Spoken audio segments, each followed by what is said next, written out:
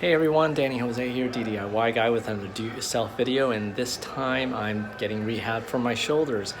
I've been doing CrossFit and I find that I have no shoulder strength, and I'm just coming to SWAT here at CrossFit Cole and getting doing some exercises for my shoulders. Hopefully I can get it strong and strengthen up. I have no shoulder mobility, so I have Coach Shawn to help me through some exercises and some rehab to get my shoulder nice and strong again, and actually some mobility on my shoulder. That's the biggest problem, is I have no mobility on my shoulder. So let's go through some exercises and hopefully I can get back into full strength.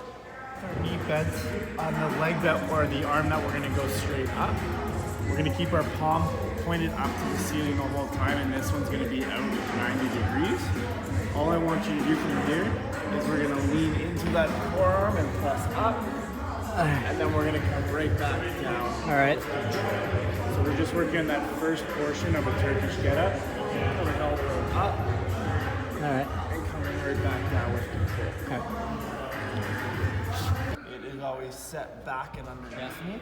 So I get into this position, I have this awareness of this lockout, driving into this palm, up onto that shoulder, my shoulder set down and back. Now we're going to go up onto my hip, and still making sure my shoulder set down and back, pop up onto my hip. Come right back down, onto my forearm, and then control my way all the way back down.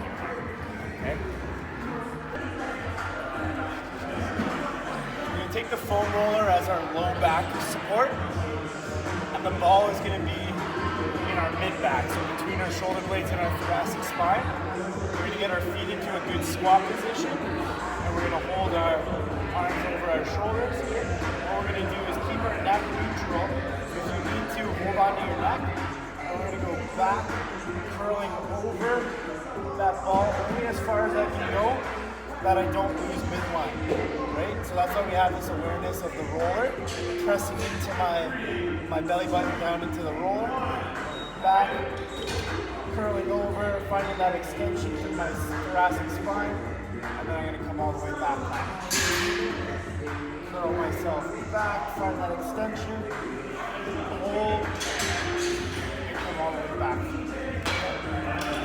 Onto our forearms, starting at our wrist. We're going to be about,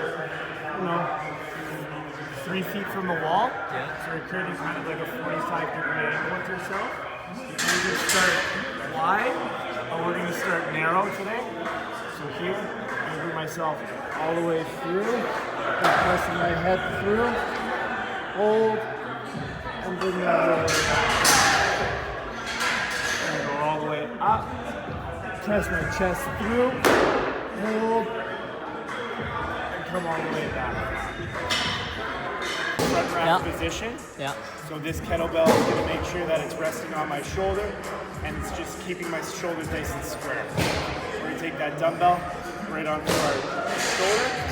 We're going to press through, and we're going to work through that same positioning of driving up and pressing my head all the way through. Coming right back down. Look through. And right back down. So this is the bad one.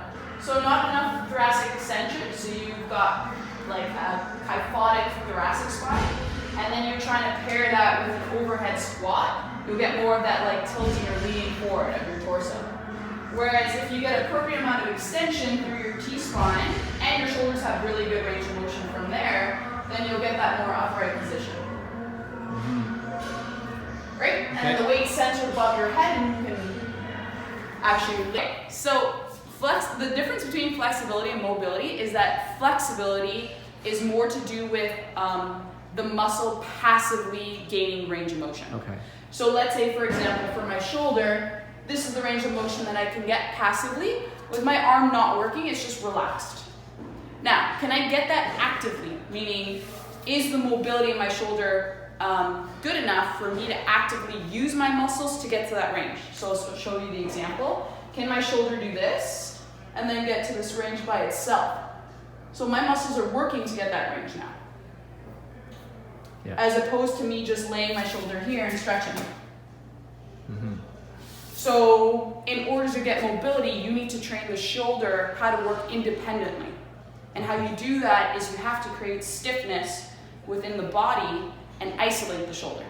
So I create stiffness with the rest of my body. So I have a bit of tension through my core and the rest of my body. And then I'm gonna ask my shoulder to move around this stiff body that I've created. So from here, I create a bit of stiffness. I take my shoulder can't have 100% stiffness, right? Or else it can't move. It's gotta have, let's say, 50% stiffness, because it needs to be able to move around in this range of motion without the rest of my body moving. If it's untrue mobility or mobility that isn't just the shoulder, then you get compensatory patterns that look like this. Look, I got the range perfect. But what's actually moving, Dan? Your body. Yeah, my T-spine is moving now. So now I'm getting good shoulder range of motion. It looks beautiful, but now the rest of my body's moving. So it's a compensatory pattern, right? Instead of just my shoulder moving, the rest of my body staying still, creating stiffness, and now I'm getting pure shoulder mobility. But you have to create the stiffness for the joint to be able to move.